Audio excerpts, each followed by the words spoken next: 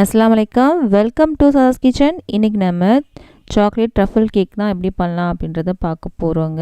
செம டேஸ்டான ஒரு கேக் இது. இது பேக்கரிலாம் பார்த்தீங்கன்னா ரொம்ப காஸ்ட்லியான ஒரு கேக் தான் இது. ஆனால் வீட்டில் செய்யும்போது ஒரு பாதி காசு கூட எனக்கு வரலங்க. ஆனால் அதே டேஸ்ட் இருந்துச்சு. நீங்கள் கண்டிப்பாக ட்ரை பண்ணி பார்க்கும்போது உங்களுக்கே தெரியும்.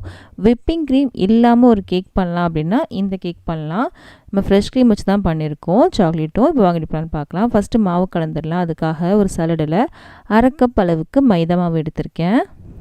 அதுக்கப்புறம் 1 டேபிள் ஸ்பூன் அளவுக்கு பேக்கிங் பவுடர், 3 சிட்டிகை அளவுக்கு உப்பு, 1/2 டேபிள் ஸ்பூன் அளவுக்கு ஆப்ப சோடா. நம்ம சாக்லேட் கேக் பண்ண போகிறோம் இல்லையா, அதனால 3 டேபிள் ஸ்பூன் அளவுக்கு கொக்கோ பவுடர் நான் எடுத்திருக்கேன். அதை நம்ம சேர்த்துடலாம். இது எல்லாத்தையும் சேர்த்து நம்ம சலிக்க ஆரம்பிச்சிடலாம். நீங்கள் வேணும்னா 2-3 தடவை சலிச்சுக்கோங்க. நான் ஒரு தடவை சலிச்சுட்டு இந்த மாதிரி நல்லா கலந்து விட்டுருவேன். நல்லா கலந்து விடணும், அதான் ரொம்ப முக்கியம். இப்போ நல்லா கலந்து விட்டாச்சு. இது ஓரமாக இருக்கட்டும். இன்னொரு பாத்திரத்தில் 3 முட்டையை உடச்சி ஊற்றிருக்கேன். வெள்ளைக்கரு மட்டும் தனியாக எடுத்திருக்கேன், மஞ்சக்கரு தனியாக எடுத்து வச்சுருக்கேன். ஃபஸ்ட்டு இந்த வெள்ளைக்கரு மட்டும் நல்லா அடிச்சுக்கலாம். நம்ம பீட்டரை வச்சு அடிக்க போகிறோம். உங்கள்கிட்ட பீட்டர் இல்லைன்னா நீங்கள் கையால் கூட அடிச்சுக்கலாம், ஆனால் கொஞ்சம் டைம் எடுக்கும். 1 டேபிள் ஸ்பூன் அளவுக்கு வெனிலா எசன்ஸ் எடுத்திருக்கேன். அதை நம்ம சேர்த்துட்டு நல்லா அடிக்கலாம். உங்கள்கிட்ட பீட்டர் இல்லைன்னா விஸ்க் வச்சு கூட அடிக்கலாம், ஆனால் கொஞ்சம் டைம் எடுக்கும், அவ்வளோதான். இப்போது இந்த அளவுக்கு திக்கானதுக்கப்புறம் ஒரு 1/2 கப் அளவுக்கு சர்க்கரையை பவுட்ரு பண்ணதுக்கப்புறம் அளந்து எடுத்துருக்கேங்க. இதை கொஞ்சம் கொஞ்சமாக சேர்த்துட்டு இப்படி அடிக்க ஆரம்பிச்சிக்கலாம். மொத்தமாக சேர்த்துறாதீங்க, நீர்த்து போயிடும். இப்படி கொஞ்சம் கொஞ்சமாக தான் சேர்க்கணும். சேர்த்துட்டு இந்த மாதிரி அடிச்சுக்கிட்டே இருக்கணும். ஸ்டிஃபாக வரும், அது வரைக்கும் அடிச்சுட்டே இருக்கலாம்.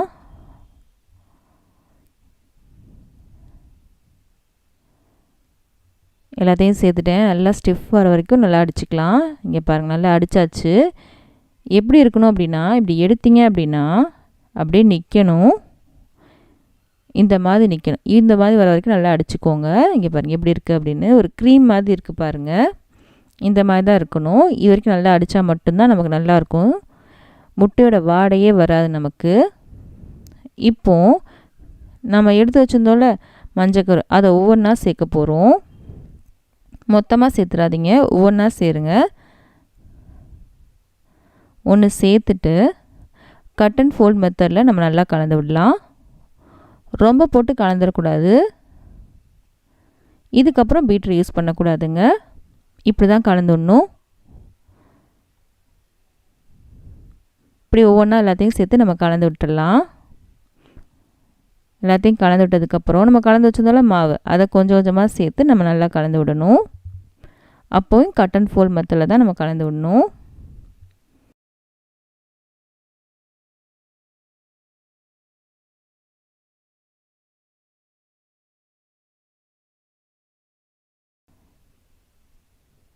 மிச்சமாகவே சேர்த்துடலாம். சேர்த்துட்டு ஒரு 4 டேபிள் ஸ்பூன் அளவுக்கு வாசனை இல்லாத எண்ணெய் எடுத்துக்கோங்க. பட்டர் கூட எடுத்துக்கலாம். நான் எண்ணெய் தான் எடுத்திருக்கேன், ரீஃபைண்ட் ஆயில் தாங்க எடுத்திருக்கேன். இதையும் சேர்த்து நல்லா கலந்து விட்டுக்கோங்க. கலந்து விட்டாச்சு. இப்போ கொஞ்சம் திக்காக இருக்குது. இப்போது நம்ம பால் சேர்க்க போகிறோம். 2 டேபிள் ஸ்பூன் அளவுக்கு பால் சேர்த்துக்கலாம், அதுக்கு மேலே வேண்டாம். பால் சேர்த்துட்டு அதே மாதிரி கலந்து விட்டுக்கோங்க. இந்த மாதிரி செஞ்சிங்கன்னா எக் ஸ்மெல் கொஞ்சம் கூட வராதுங்க கேக்கில். பாலே நல்லா கலந்து விட்டுட்டோம் அப்படின்னா நமக்கு கரெக்டான பதம் வந்துடும்.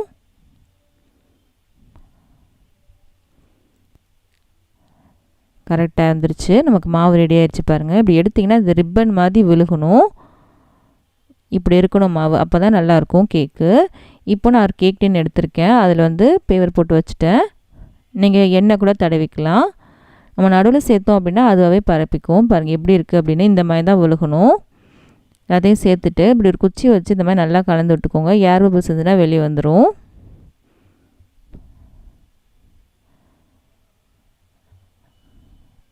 அதுக்கப்புறம் நம்ம தட்டிக்கலாம். இந்த மாதிரி முதல்ல ஒரு 10 நிமிஷத்துக்கு முன்னாடி குக்கரில் உப்பு போட்டு நான் முதல்ல ப்ரீ ஹீட் பண்ணி வச்சுட்டேங்க. இப்போ சூடு ஆயிடுச்சு. மூடியை திறந்து உள்ளே வச்சிடலாம். உப்பு சேர்த்துருக்கேன், ஒரு தட்டு வச்சுருக்கேன். நம்ம செஞ்ச கேக் டின்னை உள்ளே வச்சிடலாம். சூடாக இருந்துச்சு, குக்கர் வந்து ரொம்ப சூடாக இருக்கும், பார்த்து கவனமாக வைக்கணும். எனக்கு சூடும் பட்டுருச்சு. மூடி வச்சிடலாம். ஒரு 40 நிமிஷமாவது ஆகும் இது வேகிறதுக்கு. சிம்மில் வச்சிடலாம் அடுப்பை. இது வெந்துட்டுருக்கட்டும். இந்த டைமில் நம்ம வந்து க்ரீம் செய்யணும் இல்லையா, அதுக்காக ஒரு 400 கிராம் அளவுக்கு டார்க் அமௌண்ட் எடுத்திருக்கேன். 400 கிராம் அளவுக்கு ஃப்ரெஷ் க்ரீம் எடுத்திருக்கேன். இது லைட்டாக சூடு பண்ணிட்டு வந்துடலாம். கொதிக்கக்கூடாது, சூடு தான் இருக்கணும். சூடானதுக்கப்புறம் இந்த சாக்லேட்டில் சேர்த்துடலாம். நீங்கள் டபுள் பாயிலரில் கூட நீங்கள் வந்து இதை மெல்ட் பண்ணலாம், அது உங்கள் விருப்பம் தான். இப்படி சேர்த்தாலும் சாக்லேட் வந்து மெல்ட் ஆயிரும். உங்கள்கிட்ட விப்பிங் க்ரீம் இருந்தால் கூட அதையும் சேர்த்துக்கலாம். விப்பிங் க்ரீம் கிடைக்கிறது கொஞ்சம் கஷ்டம் தான் எல்லா இடத்துலையும், ஆனால் ஃப்ரெஷ் க்ரீம் வந்து இப்போ எல்லா இடத்துலையும் கிடைக்குது இல்லையா, அதை வச்சு நீங்கள் கேக் செய்யலாம். இந்த சூட்லேயே இந்த சாக்லேட் நல்லா மெல்ட் ஆயிரும். இங்கே பாருங்கள், நல்லா மெல்ட் ஆயிடுச்சு. நமக்கு கனாஷ் ரெடி ஆயிடுச்சு. இது வந்து நீங்கள் வந்து அப்படியே கேக் மேலே அப்படியே ஊற்றிடலாம், அதுவும் செய்யலாம். இது அரை மணி நேரம் ஃப்ரிட்ஜில் வச்சிங்கன்னா கொஞ்சம் செட் ஆயிரும். அப்போ க்ரீம் மாதிரி தடவுறதுக்கு நமக்கு கரெக்டாக இருக்கும். இப்போது இதை வந்து ஒரு அரை மணி நேரம் ஃப்ரிட்ஜில் வச்சிடலாம். நம்ம வச்சதுக்கப்புறம் நம்ம வந்து பார்க்கலாம். இந்த டைமில் நமக்கு கேக்கும் வெந்துருச்சுங்க. இப்போ கேக்கை போய் பார்க்கலாம். 40 நிமிஷம் ஆயிடுச்சு. ஓப்பன் பண்ணி பார்க்கலாம். சூப்பராக வந்திருக்கு, நல்லா வெந்துருச்சு. செக் பண்ணி பார்க்கலாம். க்ளீனாக இருக்குது. இது எடுத்துடலாம். இது ஆறுனதுக்கப்புறம் பார்க்கலாம். இப்போ கேக் வந்து கொஞ்சம் ஆறிடுச்சுங்க. இதை நம்ம டிமோல்ட் பண்ணிக்கலாம்.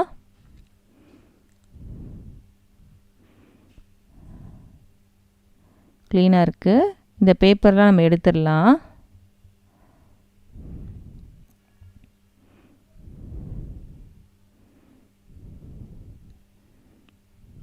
எவ்வளோ சாஃப்டாக இருக்குது பாருங்கள், நல்லா சாஃப்டாக இருந்துச்சு.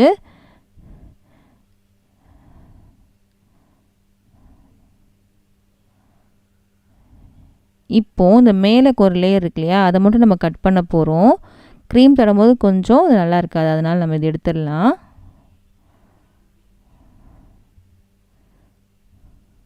உங்களுக்கு க்ரீம் மாதிரி தடவை விருப்பம் இல்லை அப்படின்னா, நம்ம செஞ்சு வச்சுருந்தோம்ல, அது கொஞ்சம் ஆறுனதுக்கப்புறம் அப்படியே இந்த கேக் மேலே ஊற்றினீங்கனாலும் சூப்பராக இருக்கும்.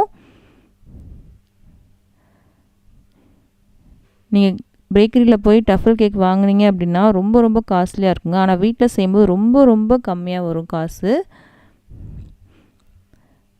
இப்போது 2ஆக நான் கட் பண்ணிக்கிறேன், நீங்கள் 3ஆக கூட கட் பண்ணிக்கலாம், அது உங்கள் விருப்பம்தான். இந்த கேக் வந்து நான் 2ஆக மட்டும் கட் பண்ணிக்கிறேன். கட் பண்ணியாச்சு. இங்கே பாருங்கள் எவ்வளோ சாஃப்டாக இருக்குது பாருங்கள். அரை மணி நேரம் வச்சுருந்தோம்ல அந்த சாக்லேட்டை, அதை போய் பார்க்கலாம். பாருங்கள், அரை மணி நேரத்துலேயே பாருங்கள் இந்த மாதிரி செட் ஆயிடுச்சு. ஒரு க்ரீம் மாதிரி வந்திருக்கு பாருங்கள். இதை கொஞ்சமாக கலந்து விட்டுட்டு ஒரு நிமிஷம் வரைக்கும் நம்ம பீட்டர் போட்டுக்கலாம். இப்போ பீட்டர் போடலாம். 1 நிமிஷம் தான் போடணும், ஜாஸ்தி போடக்கூடாது. அப்போ தான் நமக்கு க்ரீம் தடவை மாதிரி நல்லாயிருக்கும்.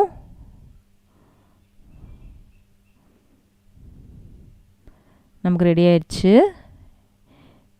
இதை நான் வந்து பைப்பிங் பேக்கு மாற்றிக்கிறேன்.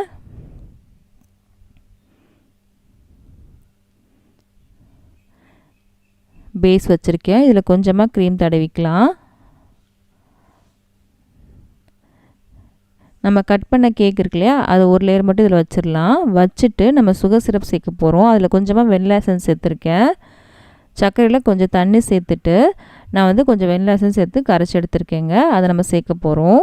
நீங்கள் சுகர் சிரப் நிறைய சேர்க்க 2-3 நாள் ஆனாலுமே கேக் வந்து நல்லா சாஃப்டாகவே இருக்கும். நிறையவே சேர்த்துக்கோங்க. சேர்த்தாச்சு. இப்போது நம்ம செஞ்ச க்ரீமை இதில் சேர்த்துடலாம்.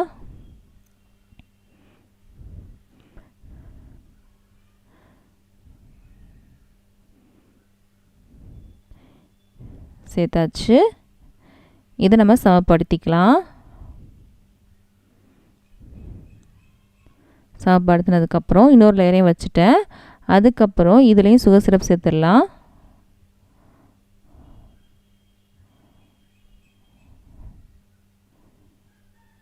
நான் எவ்வளோ சேர்க்குறேன்னு பாருங்கள். இந்த மாதிரி சேர்த்தா மட்டும்தான் 3 நாள் 4 நாள் ஆனாலுமே அவ்வளோ சாஃப்டாக இருக்கும் ஃப்ரிட்ஜில் வைக்கும்போது. இது மேலே நம்ம க்ரீம் சேர்த்துடலாம்.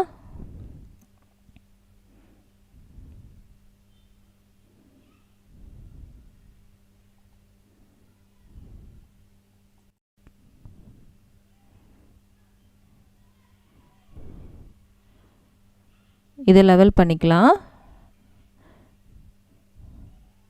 சைடில் எல்லா இடத்துலையுமே நம்ம லெவல் பண்ண போகிறோம். ஒரே ஒரு விஷயம் மட்டும் அது கவனிக்கணும். ரொம்ப சூடான இடத்துல வந்து இது பண்ணக்கூடாதுங்க. சாக்லேட் வந்து சீக்கிரமாக மெல்ட் ஆயிரும். அப்போ ஃப்ரிட்ஜில் வச்சு நீங்கள் பண்ணுற மாதிரி இருக்கும். ஏசி ரூமில் வச்சு பண்ணிங்க அப்படின்னா ஒரு 10 நிமிஷத்துலேயே வேலை முடிஞ்சிடும். என்கிட்ட ஏசி ரூம்லாம் இல்லை, ஃப்ரிட்ஜ் மட்டும் தான் இருக்குது அப்படின்னா கொஞ்சம் கொஞ்சமாக செஞ்சுட்டு ஃப்ரிட்ஜில் வச்சுட்டு கொஞ்சம் செட் பண்ணதுக்கப்புறம் இந்த மாதிரி பண்ணுங்கள். அப்போ உங்களுக்கு ஈஸியாக இருக்கும் நீங்கள் ஃபஸ்ட் டைம் பண்ணுறதா இருந்தால். இப்போ சைட்லலாம் நம்ம வந்து இப்படி சேர்த்துடலாம்.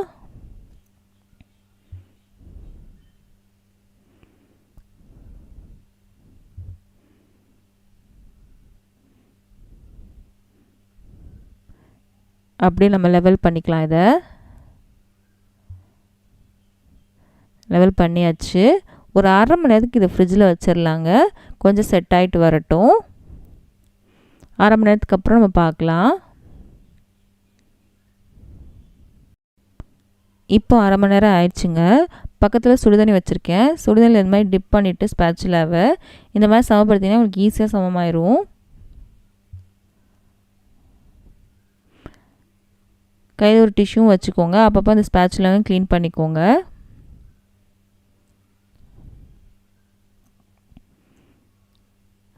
சுடுதண்ணில் முக்கிட்டு இந்த மாதிரி பண்ணிங்கன்னா உங்களுக்கு ஈஸியாக வந்து சமமாயிரும். சமப்படுத்தியாச்சு. இது மேலே ஸ்டார் நாசில் போட்டு வச்சுருக்கேன். இதெல்லாம் உங்கள் விருப்பம் தான். உங்கள்கிட்ட இருந்தால் சேர்த்துக்கோங்க, இல்லை அப்படின்னா அப்படியே சாப்பிட்டுக்கோங்க. ரொம்ப சூப்பராக இருக்கும். ஒரு ரோஸ் மாதிரி போட்டுக்கிறேன். அக்டோபர் 7 வந்து என் பொண்ணோட பர்த்டே. அதுக்காக நான் செஞ்ச கேக் தான் இது.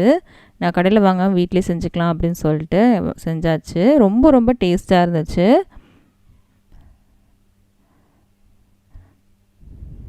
கண்டிப்பாக நீங்களும் ட்ரை பண்ணி பாருங்கள். இது மேலே கொஞ்சமாக சுகர் பால்ஸ் இருக்கு இல்லையா, சில்வர் பால்ஸ், அதை நான் சேர்க்குறேன். சேர்த்துட்டு நடுவில் கொஞ்சம் மட்டும் இந்த சாக்லேட் வெர்மசல் இருக்கு இல்லையா, அதை நான் சேர்த்துருக்கேன். இது இப்படி தான் இருக்கும். உங்களுக்கு காமிக்கிறேன். இந்த மாதிரி தான் இருக்கும். இதான் நான் சேர்த்துருக்கேன். கண்டிப்பாக இந்த வீடியோ எல்லாத்துக்கும் பிடிச்சிருக்கும் நம்புகிறேன். பிடிச்சிருந்துச்சி அப்படின்னா மறக்காமல் நம்ம சேனலை சப்ஸ்கிரைப் பண்ணிடுங்க. பக்கத்தில் இருக்க பெல் பட்டனையும் கிளிக் பண்ணிடுங்க. இதை கட் பண்ணதை என்னால் காமிக்க முடியல. ஏன்னா அது பர்த்டேக்காக பண்ணது, அது கொஞ்சம் பர்சனலான விஷயம் அப்படின்றதுனால நான் காமிக்கல. ஆனால் ரொம்ப ரொம்ப சூப்பரான ஒரு கேக் தாங்க இது. இந்த வீடியோ பிடிச்சின்னா மறக்காமல் நம்ம சேனலை சப்ஸ்கிரைப் பண்ணிடுங்க. பக்கத்தில் இருக்க பெல் பட்டனையும் கிளிக் பண்ணிடுங்க. அப்போ தான் போட போகிற எல்லா வீடியோவும் சேரும். இந்த மாதிரி ரெசிபிஸ்லாம் உங்கள் ஃப்ரெண்ட்ஸ்க்கும் ஃபேமிலிஸ்க்கும் பிடிக்கும் அப்படின்னா அவங்களுக்கு வீடியோ ஷேர் பண்ண மறக்காதீங்க. நம்ம அடுத்த வீடியோ சந்திக்கலாம்.